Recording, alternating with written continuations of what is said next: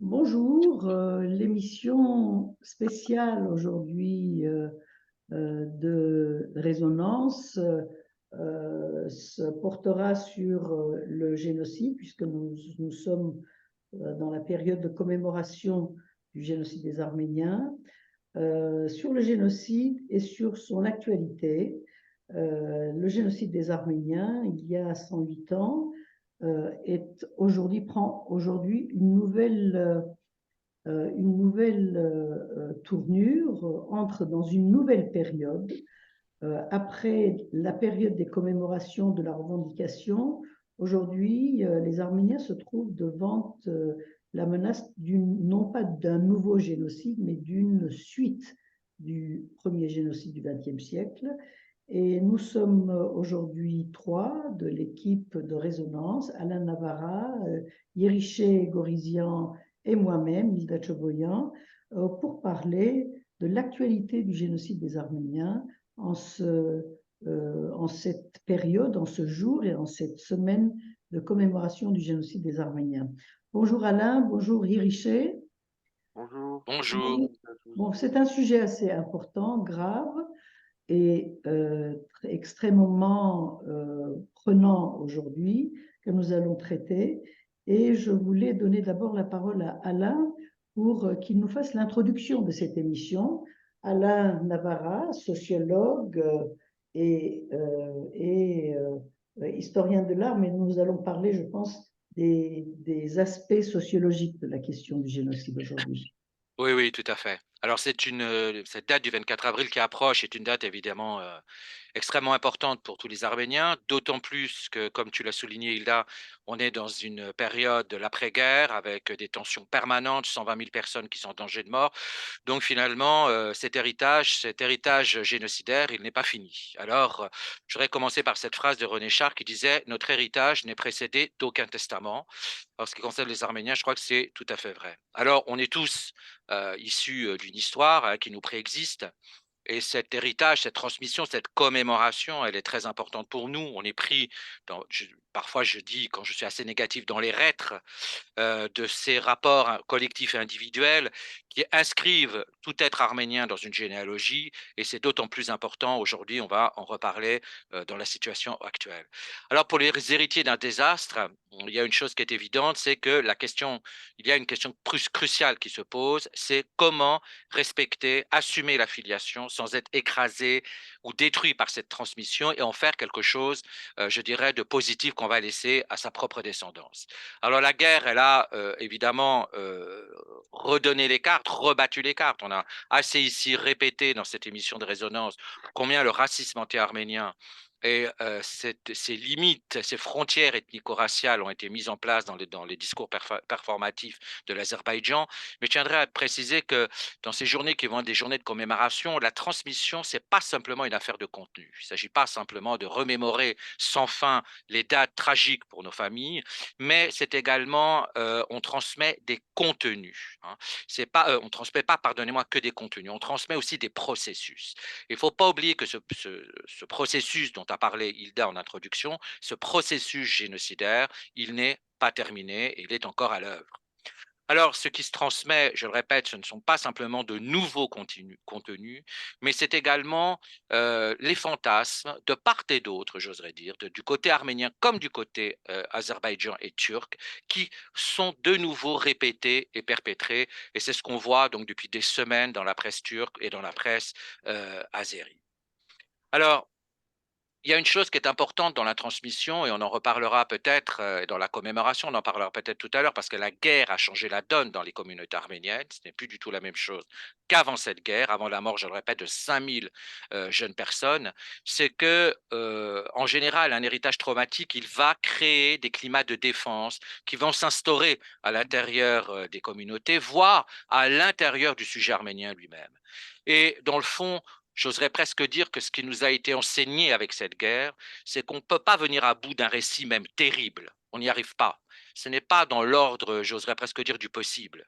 Par contre, pourquoi? Parce qu'on ne peut pas se défendre contre quelque chose qui s'infiltre de façon insidieuse et c'est ce qui est arrivé aussi, durant, ce conflit. On s'est retrouvé abandonné face à différentes institutions internationales, face aux institutions nationales également et dans le fond, la transmission, elle peut s'avérer, elle aurait pu être aliénante. Elle aurait pu être même clandestine. Mais il y a une chose qui est importante et qu'a fait cette guerre, c'est qu'un ensemble d'Arméniens, même là, inconnus au bataillon dans différentes associations, etc., se sont réveillés. Et dans le fond, je vais utiliser la fameuse phrase de Janine Altounian qui disait il faut parfois se démettre de ses ancêtres. Alors pourquoi j'utilise l'expression de Janine Altounian? Parce que, évidemment, c'est un processus qui est extrêmement violent, extrêmement agressif quand on dit cela, mais ça va permettre, et peut-être que ces commémorations-là doivent nous faire réfléchir à cela, nous faire quitter nos ancêtres d'une certaine manière pour mieux les retrouver à partir d'une position qui serait la position de sujet actif de cet héritage. Et c'est aujourd'hui très certainement ce que nous demande comme réflexion cette guerre et surtout les suites de cette guerre. Alors, pour terminer, évidemment, ces commémorations, et ça, j'oserais presque dire que c'est assez personnel dans cette vision, euh, elles nous demandent de parler de politique et de mémoire, de politique et justement de commémoration. Alors, notre époque, elle est caractérisée, mais partout dans le monde, pas simplement en France, à la fois par un abus de mémoire, mais j'oserais dire, et on l'a vu pour les Arméniens, par un abus d'oubli. Dans le fond, la mémoire est très sélective, on le savait. D'un côté, on va assister à une prolifération de commémorations sur le territoire français pour le génocide arménien, mais en même temps, il y a une manipulation finalement idéologique des mémoires. Et on va autoriser la mémoire qui ne dérangera pas trop, et qui ne dérangera pas trop, on le sait très bien aujourd'hui, nous avons à s'argumenter là-dessus, les contrats de gaz et autres projets de paix pour l'Arménie que nous avons ici aussi qualifiés. Donc, ce qui est intéressant avec ces commémorations, c'est que il faut parler des mémoires marginales et des mémoires vaincues. Et c'est peut-être là aussi quelque chose pour nous, communauté arménienne, sur lesquelles nous devrions réfléchir, c'est que dans le fond, nous nous sommes confrontés à une sorte d'amnésie générale notamment concernant la population de l'Artsakh, complètement oubliée, complètement laissée de côté, mais nous aurons effectivement beaucoup de commémorations sur ce sol français. Alors, la politique, elle consiste peut-être à instituer, comment dirais-je, à régler les conflits qui peuvent traverser la société, à équilibrer les forces. Elle passerait donc par une juste mémoire, hein, ça on pourrait peut-être aussi réfléchir là-dessus, mais dans le fond, toute communauté n'existe qu'en déterminant ce qu'elle garde en elle, dans sa mémoire, ce qu'elle garde dans sa mémoire propre.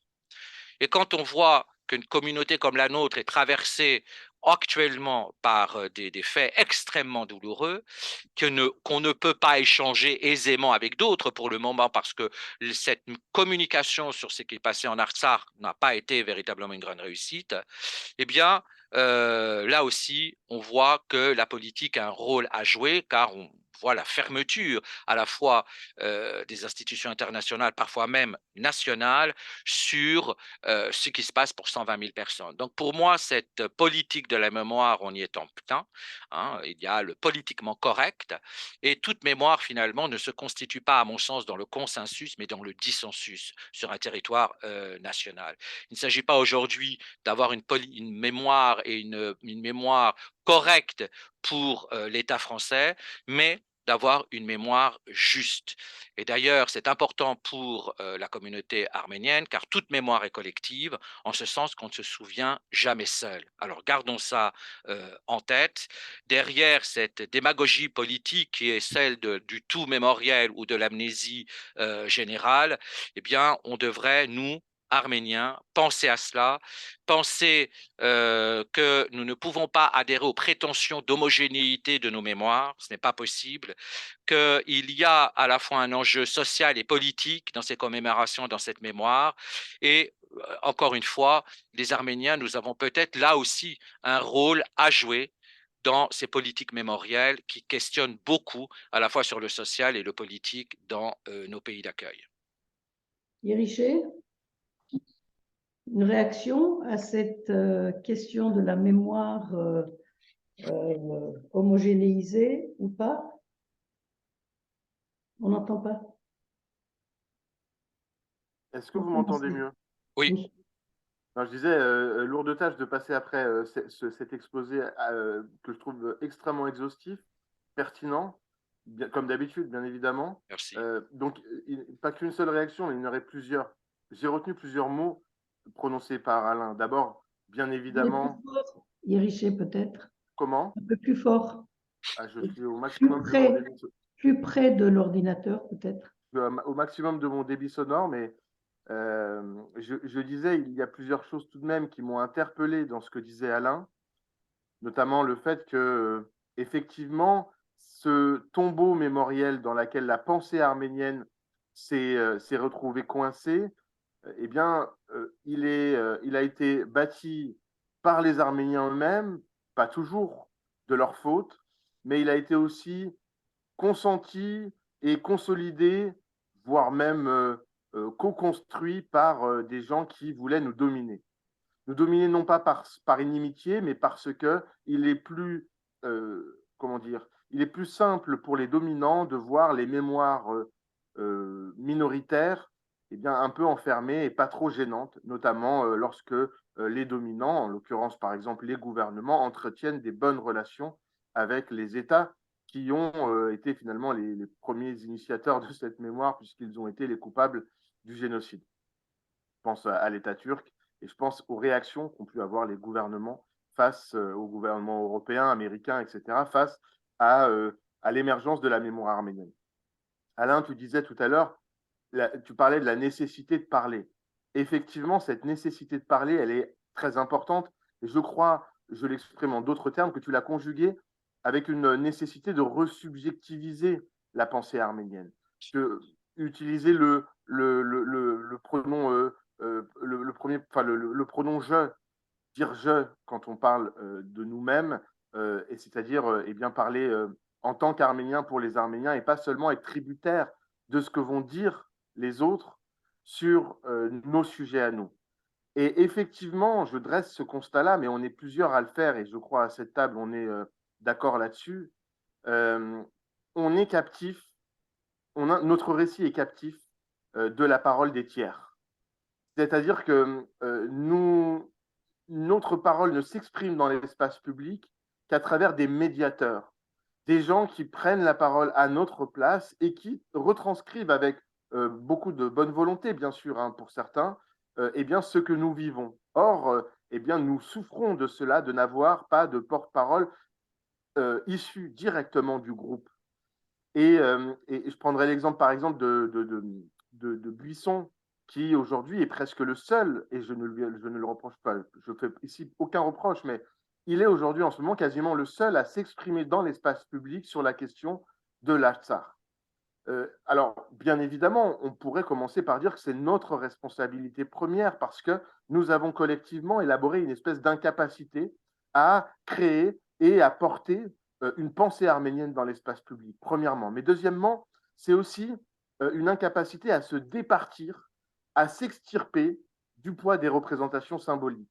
Nous voulons que les Français parlent bien de nous. Et donc, dans cette phrase-là, nous voulons que les Français, et non pas nous-mêmes, parlent de nous. Et finalement, Alain, tu disais tout à l'heure qu'on ne se construit jamais seul. Et c'est vrai, on ne se construit jamais seul, mais nous nous sommes construits beaucoup à travers le regard des autres. Et notre perception de nous-mêmes, à tel point que notre perception de nous-mêmes est imprégnée du regard des autres, construite par le regard des autres en grande partie. On a moins de moi transcendantal et plus de moi empirique, pour reprendre un peu la distinction kantienne en la matière. Nous voulons que les autres parlent de nous et finalement, nous nous exprimons jamais. Nous n'exprimons ni nos souffrances, ni nos joies, ni nos révoltes. Et j'en finirai là-dessus parce que ce n'est pas toujours l'autocritique qui doit primer dans nos paroles, mais je pense toujours que c'est le premier des postulats. J'en finirai par dire aussi que c'est une responsabilité d'un système vis-à-vis duquel nous ne devons pas toujours accorder une confiance aveugle, parce que ce système, ce n'est pas que nous qui sommes incapables de porter une parole, c'est que ce système nous la refuse aussi systématiquement. Le système dans lequel on vit médiatico-politique ne donne la parole qu'à des Arméniens qui sont soit folklorisés ou à des personnes qui ne sont pas arméniennes. Et quand on donne la parole aux Arméniens, eh bien, on donne souvent la parole à des gens qui seront inoffensifs et effectivement pas dangereux dans le discours. Pas dangereux politiquement, intellectuellement, je veux dire. Peu consistant. Alors, inoffensif, Je pense que c'est peut-être un terme à interpréter parce que inoffensifs ne sont pas plus offensifs que les inoffensifs acceptés et acceptables. Mais moi, je relèverai deux, trois choses que Alain a soulevées. Je voulais parler de la responsabilité collective des Arméniens à la place de l'Arménien qui s'est réveillé au moment de la guerre. Je voudrais parler de la question de l'Artsakh qu'on a oublié, qu'on oublie, et je voudrais parler de cette question de juste mémoire dont vous avez parlé. Alors d'abord, je voulais soulever donc la question de la responsabilité collective des Arméniens. Est-ce que les Arméniens de la diaspora sont responsables collectivement du fait que l'Arménien individuel s'est réveillé pendant la guerre et ça n'a strictement abouti à j'allais dire, aucun résultat massif, non pas concret, mais massif. Je pense qu'il y a eu quand même tout de même des choses au niveau de l'Assemblée nationale, etc. Mais au niveau de l'État, ça n'a pas abouti et ça n'aboutira pas, puisque c'est au niveau de l'État, ce sont les intérêts qui sont pris en considération et non pas les règles du droit international ou les principes des droits de l'homme. Le réveil de l'Arménien lambda, à votre avis, est-ce qu'elle peut... bon, c'est un réveil au moment de la guerre, comme il y a eu le réveil au moment du tremblement de terre d'Arménie. Donc, c'est ceux qui se sentent arméniens, 1%, 2%, 3%, se sont réveillés à ces deux moments tragiques de l'Arménie. Mais au-delà, est-ce que le réveil de l'Arménien peut être transformé en quelque chose en un mouvement de masse et en une pensée, j'allais dire, est-ce que ça peut donner lieu aussi à une pensée collective arménienne qui aujourd'hui fait défaut à toutes les actions et toutes les commémorations qu'on voit autour de nous. En dehors de la question de l'intégration des Arméniens qu'on met en exergue dans ces moments de commémoration, est-ce qu'il peut y avoir, à partir du réveil personnel des personnes dans des moments tragiques, est-ce qu'on peut imaginer une pensée qui peut être construite ou cette pensée ne peut être construite que dans des organisations, dans des associations, dans des partis politiques, etc. Ce qui a été le cas jusqu'à maintenant. Il ne faut pas non plus négliger cet aspect-là aussi. Je crois que c'est évident, parce que ce que la guerre a montré, c'est qu'il y a eu la violence de la guerre a montré justement tous ces Arméniens dont tu parlais, que la plupart des gens ne connaissent pas parce qu'ils sont dans aucune association, etc.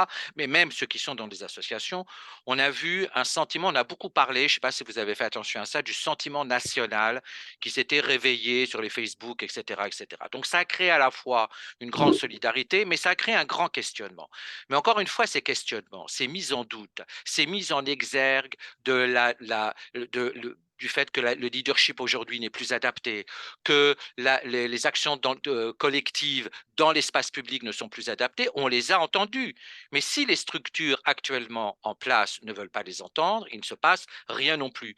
Ce qui fait qu'il y a une complexité, la guerre a montré une complexité, c'est-à-dire c'est la complexité de l'articulation entre les différents niveaux de l'appartenance et l'intensité fluctuante de cette identification. Et il faut l'accepter. Il ne faut pas faire comme la langue en fait arménienne occidentale, où les puristes, à mon sens, et ça, bon, je ne vais pas rentrer dans la linguistique, mais à mon sens, les puristes ont réussi finalement à en faire presque une langue morte, tellement cette langue n'arrive pas à saisir tous les aspects du social. Mais ne faisons pas la même chose avec ce réveil qu'a occasionné la guerre, parce que dans le fond, les Arméniens pendant cette guerre et ensuite, bon, il y a eu une retombée, mais pendant la guerre, ils se sont appropriés, contestés, revisités le discours, les événements, les symboles mis au point par toutes les instances dirigeantes, qu'elles soient communautaires ou nationales. Il y a eu un véritable vent pas de révolte, un peu de révolte, mais un peu dans tous les sens, on pourrait dire. Par contre, ce qui a fait son entrée, c'est que les questions politiques et les questions sociales, elles ont fait un retour fracassant dans les normes de l'arménité.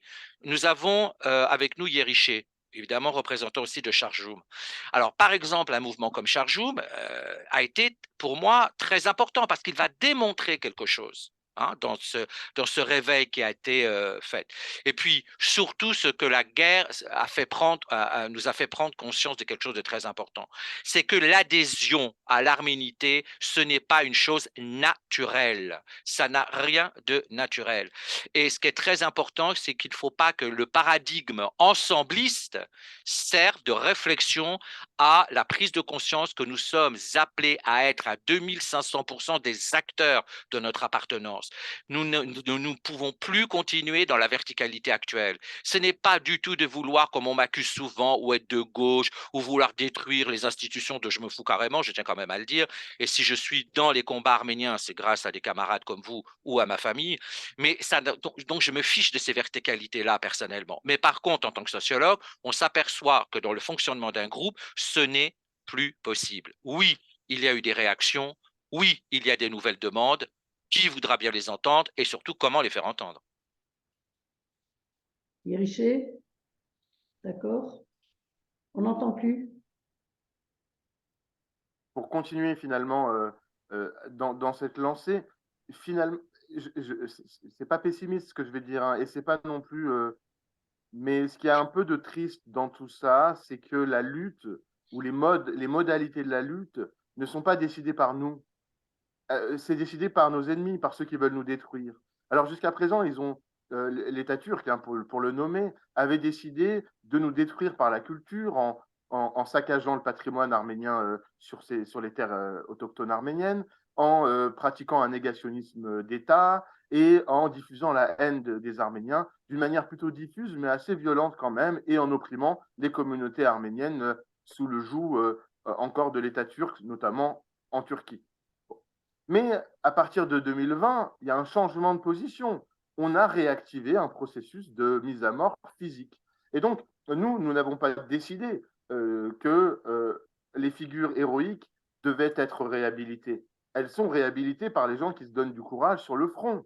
Je veux dire, bien évidemment que les jeunes qui ont 20 ans et qui sont aujourd'hui sur la ligne de contact, moi, je rêverais qu'ils aillent à l'université et qu'ils citent de grands auteurs, de grands philosophes arméniens. J'en rêverais, mais le temps n'est hélas pas, pas que à cela et surtout à défendre un pays. C'est dramatique intellectuellement, bien sûr, mais on n'a pas décidé quelle figure devait être convoquée aujourd'hui. C'est nos ennemis qui l'ont décidé. À partir de ce constat-là, qu'est-ce qu'on fait?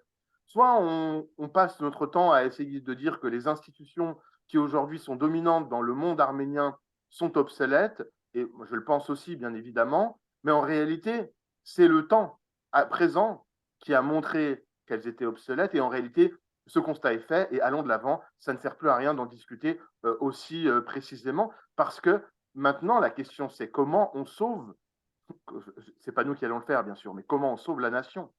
Et si ces institutions n'ont pas envie de le faire, peu importe, on s'en fiche, c'est pas ça le problème, parce que ces problématiques-là ne sont pas des problématiques personnelles, ne sont pas des problématiques partisanes, mais des problématiques existentielles. Et donc, Hilda a parlé tout à l'heure de faire collectif. C'est super important. Et cette question-là, finalement, elle guide nos investissements personnels au sein des mouvements arméniens et de la vie arménienne. Mais faire collectif, finalement, ça s'assoit sur un mouvement qui dépasse des individus, mais qui est nourri par des réflexions individuelles, bien évidemment. Faire mouvement, c'est aussi faire collectif, et faire mouvement, c'est aussi quelque chose qui passe par des idées, et pas uniquement autour de chapelles et de postures.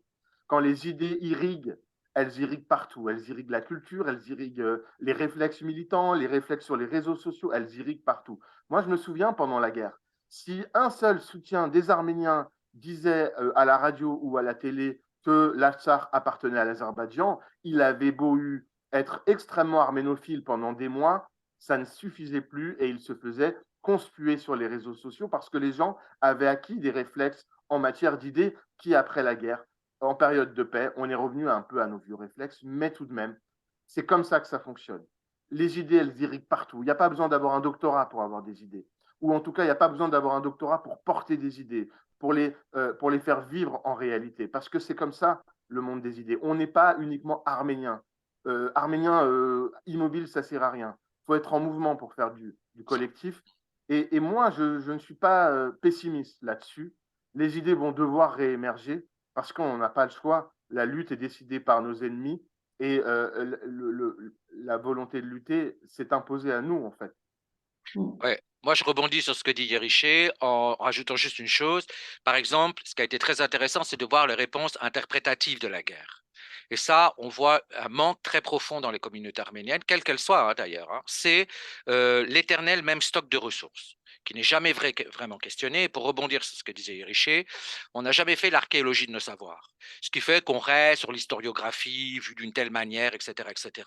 Et je pense, c'est pour ça aussi que je suis, moi, très positif, parce qu'il est évident et clair et très précis de constater la capacité des jeunes Arméniens aujourd'hui, pas de tous, mais d'un très grand nombre. Par contre, il faut revoir nos stocks de ressources, parce qu'il faut questionner l'utilité de ces stocks de ressources dans la contemporanéité de l'arménité aujourd'hui. Et ça ne peut, ce questionnement, cette diffusion des idées, c'est ce qui permettra, je suis évidemment entièrement d'accord avec Yeriché, de remettre et même pas de remettre, de construire des cadres de l'action collective. Et je rejoins évidemment Yeriché Hilda en disant que c'est une chose essentielle, ce sont les actions collectives. Alors, je voulais qu'on aborde maintenant la question de l'Artsakh et de la continuité du génocide aujourd'hui. On disait que cette émission Résonance avait aussi en vue l'examen de la question du génocide et de la conception que nous avons eue du génocide comme étant un fait historique, c'est-à-dire même avec une portée politique actuelle, mais un fait historique qui concernait que l'Empire ottoman et qui concernait les Arméniens de l'Empire ottoman, c'est-à-dire l'Arménie occidentale.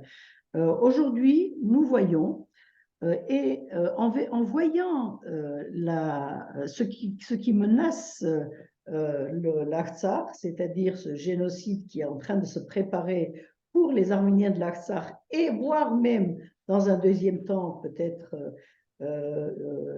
les Arméniens d'Arménie, notamment du sud de l'Arménie dans un premier temps, c'est-à-dire on est en train de parler d'un génocide par étapes, et par l'Azerbaïdjan et non pas par la Turquie. En regardant donc cette question, nous voyons rétrospectivement que le génocide ne s'est pas arrêté aux frontières de l'Empire ottoman. L'armée turque a dépassé les frontières de l'Empire ottoman. L'armée turque est allée dans le nord-ouest de l'Iran pour génocider les Arméniens et les Assyro-Chaldéens d'ailleurs, de la région de Salmas, c'est-à-dire de la région du nord-ouest de l'Iran, et a traversé les frontières de l'Empire russe en 1918 pour aller génocider les Arméniens qui habitaient le territoire du Caucase du Sud, qui sont devenus aujourd'hui l'Azerbaïdjan. J'étais en train de faire une interview qui passera parallèlement à celle-ci avec le professeur Manassian, qui disait qu'en 1918, entre la frontière de l'Empire russe et Bakou, tous les villages arméniens ont été exterminés. Tous les Arméniens des villages qui longent entre Bakou et le Karabakh ont été exterminés par l'armée turque. Or, nous n'avons parlé que du génocide des Arméniens, c'est-à-dire de la déportation en 1915, à partir de 1915, un peu avant, 98-99 par le sultan Abdulhamid, 1909 à Adana, dans la Cilicie. On ne parle que de l'Ouest, c'est-à-dire de l'Arménie occidentale, et on ne parle pas du génocide perpétré par les mêmes armées ottomanes, c'est-à-dire par le gouvernement ottoman, de l'autre côté de la frontière. Or, ce que nous sommes en train de vivre aujourd'hui, c'est la répétition et l'achèvement de ce qui s'est passé en 1918, à la fin du génocide de l'Arménie occidentale, sur ces territoires, même aujourd'hui, qui sont menacés, c'est-à-dire la petite portion d'Arméniens qui restaient sur ces territoires, qui sont devenus l'Azerbaïdjan dans les années 1918, 1920, eh bien, nous sommes en train de voir maintenant l'achèvement de tout ce processus. Que pensez-vous de notre ignorance et de la manière dont on a considérer la question du génocide après le réveil national, j'allais dire, des années 60, des Arméniens qui ont commencé à parler du génocide, c'est-à-dire à partir de 65, grosso modo.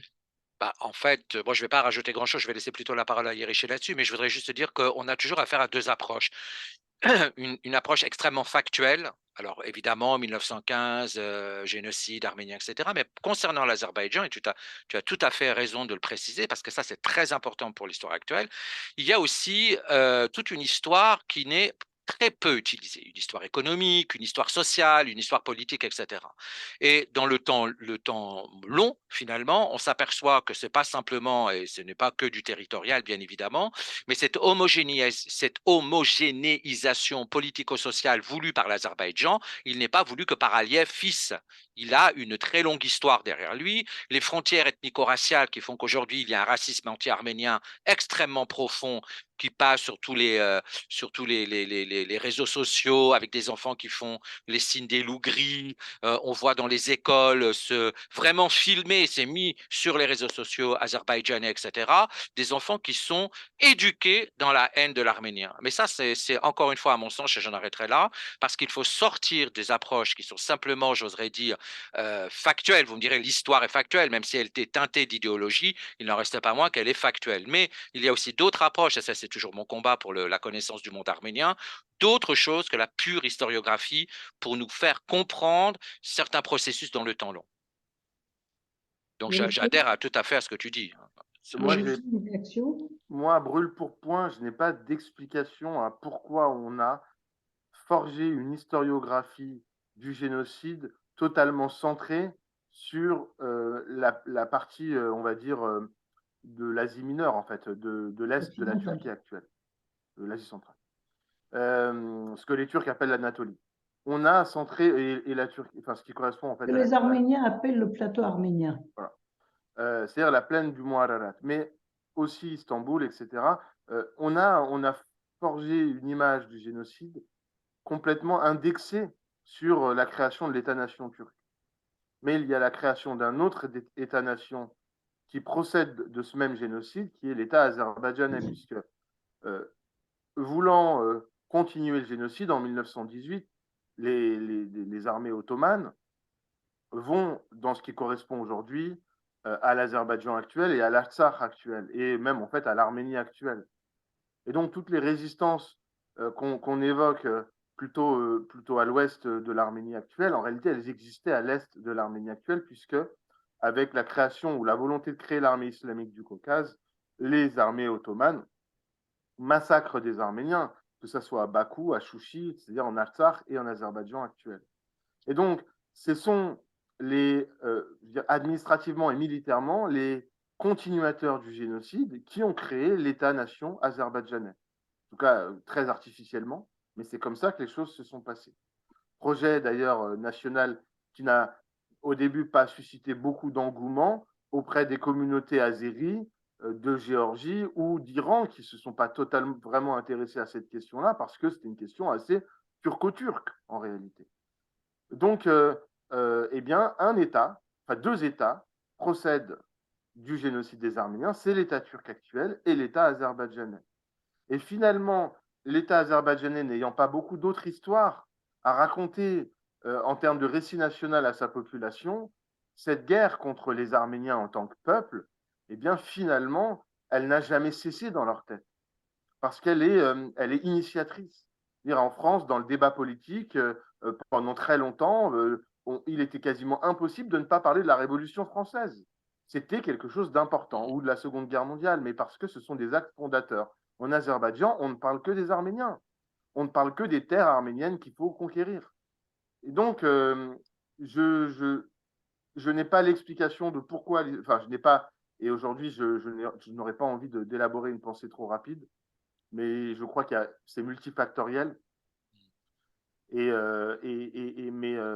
c'est vrai que dès dès les années 90, c'était réactivé en plein, ce processus-là. Hein, clairement, dans la bouche de tous les combattants arméniens, c'était le génocide recommence. Merci, Iriché. Sur la question du pourquoi nous avons centré l'approche du génocide sur la partie occidentale de la réalité arménienne au début du siècle dernier, il y a eu un débat dans les années 1990-2000 entre les historiens de l'Arménie ex-soviétique, c'est-à-dire nouvellement indépendante, et les historiens occidentaux, même les historiens arméniens d'origine arménienne, disons américains d'origine arménienne ou français d'origine arménienne. Il y a eu un débat sur ce sujet et par exemple Yves Ternon, qui est un personnage important, qui a beaucoup travaillé sur le génocide des Arméniens, considérait qu'il ne fallait parler que de 1915. Quand on parlait de 95-96, les massacres hamidiens avec 300 000 morts, quand on parlait des massacres d'Adana après la constitution de l'Empire ottoman, la deuxième constitution, on ne parlait pas du génocide, on parlait peut-être de massacres sporadiques, etc. Donc, il y a eu un refus de la part des historiens occidentaux sur cette question, et les Arméniens, les historiens arméniens, considéraient que c'était une suite, que c'était un processus. Or, on n'avait pas parlé du processus qui va jusqu'aujourd'hui, qui vient jusqu'aujourd'hui. Par exemple, les massacres de Chouchi de 1918 n'ont jamais fait partie de l'approche, de l'explication ou de l'histoire du génocide. Le massacre de Chouchi était fait sous l'impulsion et avec la participation de l'armée turque. Donc, on n'en a jamais parlé. Et tout cela procède probablement d'une question, j'allais dire, fondamentale aujourd'hui, c'est l'absence ou voire peut-être la faiblesse de la pensée politique arménienne en tant que telle, pas seulement des historiens, mais de la pensée politique, c'est-à-dire une conception globale de ce qui est arrivé au peuple arménien à l'est, à l'ouest, au sud, au nord. Et c'est peut-être ça qui est aujourd'hui déficitaire et qui doit être reconstruit, je pense. C'est pour ça que je parlais de collectivité tout à l'heure. Je pense que l'action collective ne doit pas être seulement une question d'action, mais aussi de pensée politique. Et cette pensée politique n'a pas été, en tout cas, même si elle a existé à l'état embryonnaire, ne s'est pas répandue, ne s'est pas diffusée dans l'opinion publique internationale, nationale et arménienne aussi. Mais c'est-à-dire, c'est de ce dont finalement on parle si souvent dans cette émission et qui est finalement un des problèmes cruciaux, et vous avez tous les deux évidemment raison de le souligner, c'est qu'il y a une nécessité aujourd'hui à travailler sur la production et le sens des idées, parce que sinon ça ne fonctionnera pas. Alors je vais utiliser un terme très anglo-saxon qui est la boîte à outils, mais cette boîte à outils arménienne, aujourd'hui, malheureusement, elle semble quand même bien vide, parce qu'à part certains concepts intellectuels qui sont, j'oserais presque dire, arménien à 100 000 %, l'histoire, etc., il y a un grand manque. C'est-à-dire qu'il y a tout un ensemble de ressources, on va les appeler culturelles, qui nous manquent. Et cet ensemble de ressources culturelles, c'est à partir de ces ressources que sont élaborées de nouvelles stratégies d'action collective. Et comme tu le soulignes très bien, Hilda, si ça là, nous manque, bah, qu'est-ce que vous voulez qu'on construise? Donc, on a bien vu notamment dans cette guerre, on va rester dans la guerre, que la réponse collective aux failles des prescriptions communautaires, du monde international, etc., à un moment donné, alors que c'était bien parti dans des discussions qui étaient quand même assez élaborées, il y avait toujours des gens qui s'invectivaient, mais quand même c'était bien parti. À un moment donné, ça s'écroule, ça se termine, parce qu'il n'y a pas assez justement de ressources dans cette boîte à outils. Et on peut pas passer, comme disait on peut pas passer notre temps, comme le disait Yeriché, à invectiver les cipots du cocktail ou les gens comme nous qui sont considérés comme on sait pas trop quoi, des gauchistes, j'entends matin, midi et soir, moi ça me fait quand même bien rigoler. On peut pas passer son temps à ça parce que c'est très dangereux ce qui est en train de se jouer aujourd'hui. Mine de rien. Parce que c'est l'identité arménienne manifestée aujourd'hui, elle présente un champ très étroit. hein, très très étroite de caractéristiques communautaires. Et ça arrange nos ennemis, pour reprendre le discours de Yeriché. Aujourd'hui, on montre quelque chose, on montre un visage finalement où il y a des choses extrêmement lacunaires. Alors on nous parle de génocide, ça c'est sur un certain type de culture qu'on va appeler folkloriste, une politique mémorielle, etc., etc. Mais malheureusement, je rejoins ce que tu dis à 200%, nous avons besoin de recharger, de ressourcer cette boîte à outils. Une des explications aussi pourrait résider dans le fait que c'est une impression que j'ai depuis longtemps et qui a été réactivée au moment de la guerre de 2020, peut-être même en fait avant. Une séparation diaspora-Arménie en termes conceptuels, mais aussi surtout une construction de l'historiographie arménienne qui est, j'ai l'impression, totalement séparée en diaspora de la construction de l'État arménien. Et donc, l'État arménien étant aujourd'hui sur des terres autres que celles de l'historiographie du génocide classique, eh bien finalement, j'ai l'impression que on a nourri une histoire communautaire, l'histoire d'une communauté en exil, et que cette histoire n'a pas nourri, ou pas totalement nourri, la construction philosophique, structurelle, politique de l'État arménien. Et d'ailleurs, on est souvent ici très étonné de la non-utilisation par le gouvernement arménien d'événements historiques extrêmement intéressants, pertinents et qui pourraient asseoir un discours politique vis-à-vis de l'extérieur. Alors, je ne sais pas si ça peut expliquer la totalité de cela, mais effectivement, vous savez, quand on est dans un champ uniquement communautaire, eh bien, on perd parfois le tableau d'ensemble de vue et qu'on a une perspective beaucoup plus étroite. Et effectivement, nous, on a un peu magnifié l'Arménien en exil, en diaspora, parce qu'il correspond à notre identité à reconstruire. Enfin, il correspondait à notre identité à reconstruire. Or, il y avait un État à construire, mais une nation à relever. Et la nation ne se relève pas par la reconstruction des communautés et des individus, mais par la construction, l'érection d'un État. Et nous, mais ce n'est pas forcément de notre faute, je ne nous jette pas la pierre, on a voulu d'abord reconstruire nos familles, reconstruire nos communautés, bâtir nos églises, nos écoles. Et à un moment donné, on a peut-être loupé la marche de l'État. C'est le sentiment que j'ai depuis Oui, 2020, mais je ne jette pas la pierre fondamentalement. Hein. Il ne s'agit oui. pas C'est ça, de un jeter peu. la pierre ni à Non, c'est l'Arménie ni à la non, diaspora. non. Mais, C'est un rendez-vous manqué malheureusement de part et d'autre. Parce que pour mais il que De suffit part et d'être d'autre. conscient, je pense. Ouais, Il suffit d'être conscient pour oui, aller exactement. bien sûr, pour compléter le tableau.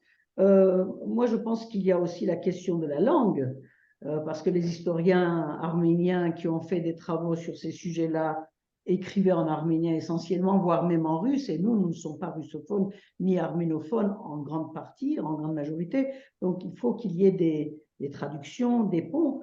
C'est ce que je disais à ce philosophe que j'ai interviewé récemment, qui me disait que l'État de l'Azerbaïdjan avait été créé pour les Arméniens et les musulmans, entre guillemets, parce qu'on les appelait les musulmans à l'époque, il n'y avait pas le terme azerbaïdjanais. Et dans les constitutions dans les constitutions de base des républiques socialistes soviétiques, notamment donc celle de l'Azerbaïdjan, il était inscrit que cet État n'était pas un État national, c'était un État international avec la précision suivante pour les musulmans et les Arméniens. Et ce genre de réalités qui sont nombreuses, si on regarde de très près, change toute la perception qu'on a de la question de l'Artsakh, par exemple, aujourd'hui. Et ça, c'est notre devoir aujourd'hui de nous intéresser à cette vision des choses, c'est-à-dire à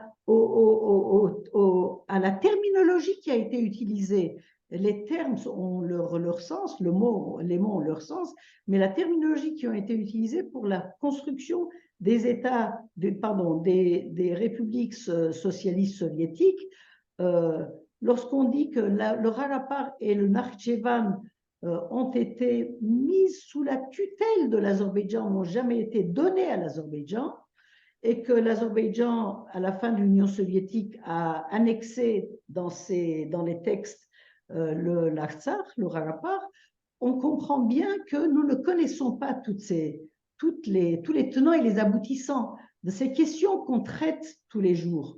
aujourd'hui. On me disait par exemple que sur le drapeau du Nakhichevan, en 1920, il était écrit en arménien. Le drapeau du Nakhichevan portait des inscriptions arméniennes sur le Nakhichevan, parce que le Nakhichevan était considéré comme étant arménien, mais mis sous la tutelle de l'Azerbaïdjan. Donc tous ces événements, tous ces textes, toutes ces réalités que nous ignorons parce qu'il y a il y a eu un mur entre l'Union Bah oui. soviétique et la diaspora lorsque nous nous sommes reconstruits en diaspora, mais toutes ces questions aujourd'hui doivent être, je pense, mises sur la table. Bah, oui, c'est ça, c'est aussi une séparation, moi qui connais l'Arménie depuis l'époque soviétique, je peux vous dire que quand j'allais en Arménie dans les années 74, j'allais sur notre planète, hein, c'était même s'il y avait ma cousine Germaine qui était là, parce que ma tante, avait émigré en 47, c'était quand même un autre monde. Mais je voudrais aussi dire dans le fond, on a déjà parlé de cela dans notre émission, hein, c'est un rendez-vous manqué, mais comme vous le dites tous les 2,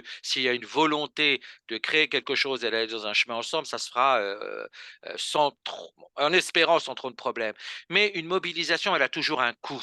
Et on l'a vu je suis un peu moins fâché, je le dis très honnêtement, de l'oubli qu'on fait des 120 000 personnes aujourd'hui qui sont en Artsakh. C'est le gouvernement arménien n'en parle plus. Nous, on en parle de façon, on l'a dit ici, de façon très humanitaire. On n'ose pas parce que même quand on ose, on nous rappelle à l'ordre. Hein, quand on ose ouvrir la bouche sur des réseaux, on nous rappelle gentiment que c'est pas comme ça qu'il faut parler. J'en ai moi-même fait l'expérience. Donc là, c'est aussi, j'ai envie de dire, il faut savoir être prêt à payer un certain coût pour la mobilisation pour une cause. Rien n'est jamais gratuit, bien évidemment. Et le désir de complaire en permanence à des institutions, quelles qu'elles soient, eh bien, c'est un problème. Et ce problème, on devrait y prêter attention parce qu'il a été justement largement discuté par différents Arméniens sur les réseaux sociaux au moment de la guerre. Et évidemment, pour les Arméniens, j'oserais dire que la figure de l'ennemi, elle reste évidente. Ça, c'est clair, c'est le Turc, il n'y a pas de problème, l'Azerbaïdjanais, etc. Par contre, il est plus difficile pour cette communauté de comprendre les autres dangers. Par exemple, quelle posture on devrait avoir face à des institutions, qu'elles soient françaises, européennes, mondiales, face même à un gouvernement arménien avec lequel on est en droit de ne pas être d'accord. Et ce n'est pas un crime de lèse-majesté que de dire non politiquement, un homme qui perd une guerre doit partir. Désolé de le dire, on les enseigne dans toutes les universités. Hein, donc voilà. Ça, il faut accepter ces différences-là. Donc, toute posture aujourd'hui semble être une posture, on nous obligerait presque à avoir une posture, une attitude de compromis, parce que le coût d'une véritable mobilisation serait trop élevé. On peut aussi peut-être se poser cette question, sommes-nous aussi prêts à payer un coût parfois élevé d'une réelle mobilisation pour sauver 120 000 personnes. Et je le répète, que quelqu'un puisse considérer que 120 000 individus, femmes, hommes, enfants, personnes âgées d'origine arménienne, qu'on pourrait sympathiquement abandonner au bon vouloir du gouvernement de l'Azerbaïdjan, à mon sens, c'est vraiment, vraiment, vraiment d'une stupidité et un crime pratiquement. Voilà. Donc, Euh, il y a à ce aussi ça. propos, à ce propos, donc, il y a eu cette déclaration raciste du Parlement de l'Azerbaïdjan. La commission des relations extérieures du Parlement de l'Azerbaïdjan a qualifié la diaspora arménienne de tumeur cancéreuse de l'Europe. Ça a été relevé par nos 3 ONG récemment et il y a eu, donc je viens de voir une déclaration de la part du groupe d'amitié de France-Arménie de l'Assemblée nationale qui a condamné cette qualification raciste par un organe du Parlement de l'Azerbaïdjan. Au-delà de cette nécessité de condamner le racisme, il semblerait qu'on ait aussi loupé le coche avec la question du racisme dans le génocide des Arméniens. Je pense qu'on n'a jamais abordé la question du racisme anti-arménien comme un des éléments essentiels de la question, donc, la question du génocide. On a toujours présenté le génocide comme étant un acte de construction, un acte qui a favorisé la construction de l'État-nation turc de manière euphémiste, on a toujours considéré la question du génocide comme étant quelque chose de local, de temporaire, etc., parce que les Arméniens avaient bien vécu avec les Turcs jusque-là, etc. Or, la question du génocide, du racisme des Arméniens qui a fait, si vous voulez, que les Arméniens étaient considérés comme tous les autres, enfin les autres chrétiens comme des êtres inférieurs, des citoyens de seconde zone qui n'avaient pas le droit de témoigner dans les tribunaux en tant que tels, etc. Tout cela a été, je crois, oublié, voire même mis de côté pour considérer la question du génocide des Arméniens. Or, c'est ce qui est en train de se passer aujourd'hui en Azerbaïdjan. Et là, de manière totalement flagrante, un pays membre du Conseil de l'Europe peut permettre à son Parlement de considérer un groupe humain, quel qu'il soit, les Arméniens, la diaspora ou autre, un groupe humain de tumeurs cancéreuses de l'Europe, et personne ne réagit. Personne ne réagit, voire même les Arméniens qui ne réagissent pas, parce qu'il y a eu très peu de réactions à cela. Parce qu'on est en train de se poser la question de savoir si tant d'actualités en termes de racisme, d'agression, de situations pré-génocidaires, etc., ne sont pas en train d'endormir les Arméniens aussi. Donc là, je parle aussi des institutions qui nous entourent, des institutions qui considèrent l'Azerbaïdjan comme un partenaire loyal et un partenaire fiable, comme le disait Madame van der Leyen. Je voudrais qu'il y ait tout de même une réflexion sur qu'est-ce qu'on fait dans cette situation où il y a une profusion d'actes pré-génocidaires, une profusion d'actes de racisme, et on ne considère pas ça comme étant quelque chose d'inadmissible, qu'on n'arrive pas à... on a toujours l'impression qu'on peut encore encaisser ces situations. Alors, il y a 2 choses dans ce que tu dis. Par exemple, on va rester sur l'Azerbaïdjan, je ne m'hasarderai pas là, comment dirais-je, dans la partie historique sur la Turquie, mais l'Azerbaïdjan pour, malheureusement, y être dessus depuis 3 ans. On voit que c'est aussi encore une fois, le terme de point de vue va peut-être être choquant, mais c'est aussi une façon de voir les choses ou la volonté de ne pas voir les choses. Parce que dans ce rapport, anti-arménien, en Azerbaïdjan et avant dans dans la République soviétique, du temps des républiques soviétiques, il y a, des flux et des reflux. Mais on voit très bien que dès le départ, il y a une opposition avant que se mettent en place les frontières ethnico-raciales qui servent au programme politique de Aliyev et des Aliyev, mais surtout du fils. Il y a donc des mises hors jeu sociales, des mises hors jeu économiques. Les Arméniens n'appartiennent et ne devront jamais appartenir aux élites de cette République d'Azerbaïdjan, etc. Donc, si cet intérêt, si vous voulez, c'est pour ça que les chiffres sont importants et dangereux à la fois, parce qu'on va s'intéresser qu'à ça. Alors évidemment, il ne faut pas oublier les pogroms et autres, mais s'intéresser sur la longue histoire à ces flux, à ces reflux de violence anti-arménienne, de racisme anti-arménien est une chose essentielle. Le racisme anti-arménien ne s'est pas réveillé en 1994. Il existe avant, il a opéré bien avant. Hein.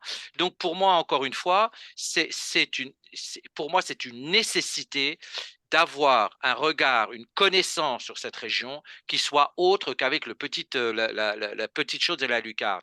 Et quant aux Arméniens, je dirais que ce qui se joue aujourd'hui, c'est très important pour les communautés. Parce que ce qui se joue aujourd'hui, c'est à la limite du désengagement, à la limite de la désappartenance pour un très grand nombre d'Arméniens. Parce qu'à entendre ou ne pas entendre ce qu'on devrait dire, hein, ou ce qu'on ne devrait pas dire.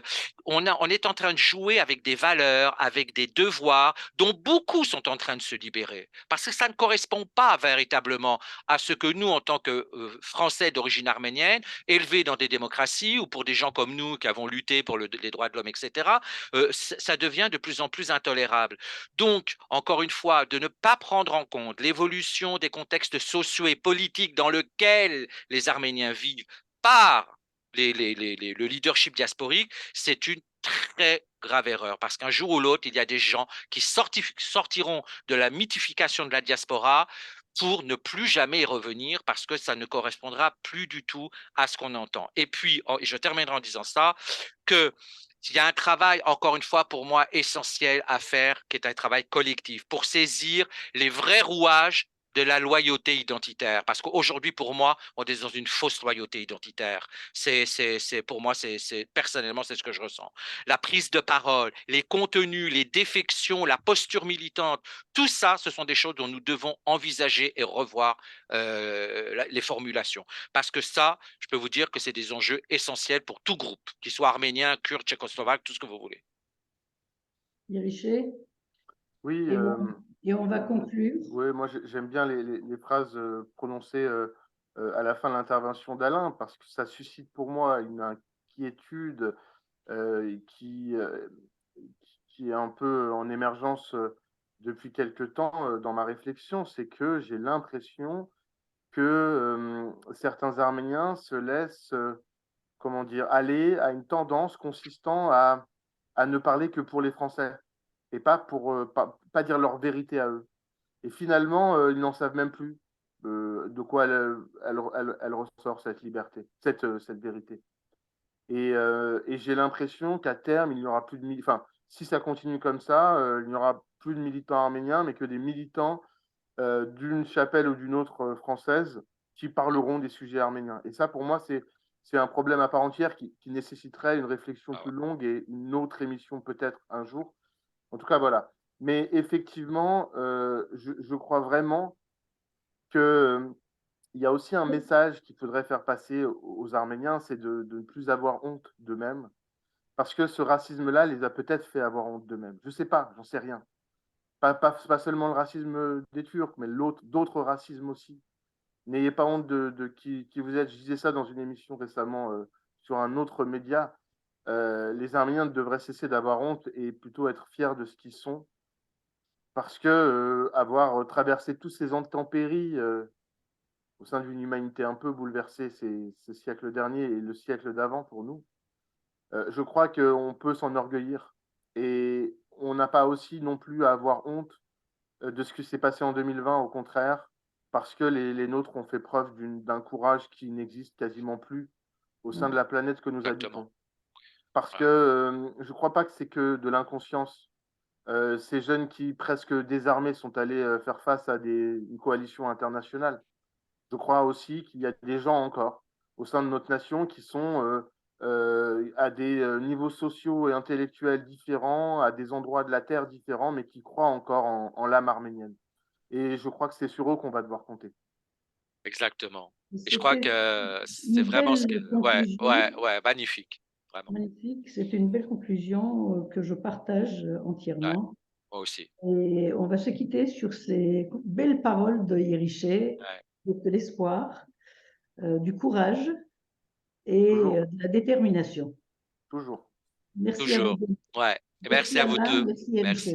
Merci Merci à les vous. amis. À vous. Au revoir. Bachik à vous tous. À plus.